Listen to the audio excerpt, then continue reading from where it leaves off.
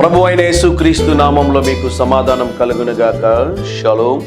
రోమీలకు రాసిన పత్రిక 8వ అధ్యాయము 28వ వచనము.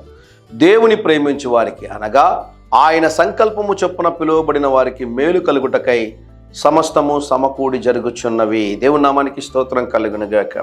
ఈ ఉదయకాల సమయంలో ప్రభు మీకు ఇస్తున్న శ్రేష్టమైన వాగ్దానము, ఆయన సంకల్పము చొప్పున మీరు పిలువబడ్డారు గనుక జరుగుతున్న కార్యాలన్నీ కూడా మేలు కొరకేని దేవుని సేవకుడుగా తెలియజేస్తున్నాను.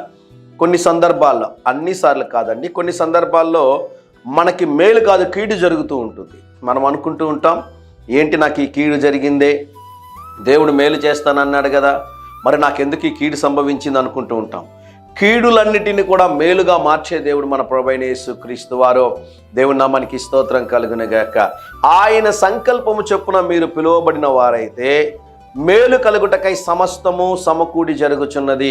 కొన్ని సందర్భాల్లో మన జీవితంలో జరిగే అవమానాలు, ఓటమిలు, పోరాటాలు ప్రతిదీ కూడా రాబో దినముల్లో మనకి మేలు చేకూర్చు విధంగా దేవుడు వాటన్నిటిని కూడా మలచగలడు అని దేవుని సేవకుడిగా తెలియజేస్తా ఉన్నాను.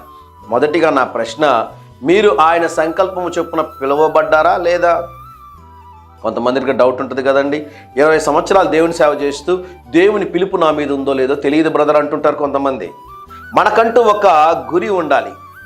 మనం ఒక గురిని నిర్దేశించుకుని ఆ గురి కొరకు మనం పరిగెత్తేవారుగా మనం ఉండాలి ప్రియులారా. కొంతమందికి ఆ దర్శనం ఉండదండి, ఆ గురి ఉండదండి. అయితే ఉదయకాల సమయంలో ఈ వాక్యాన్ని మీరు వింటున్నారు అంటే మీరు ఆయన సంకల్పంలో ఉన్నారని దేవుని సేవకుడిగా తెలియజేస్తున్నాను. ఏది జరిగినా భయపడొద్దండి.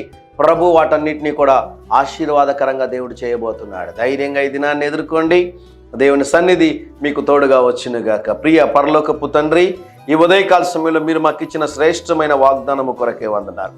సమస్తము మేలుకై సమకూడి జరుగులాగిన కృపదాయి చేయమని యేసు నామములో ప్రార్థిస్తున్నాము తండ్రి. Amen, amen.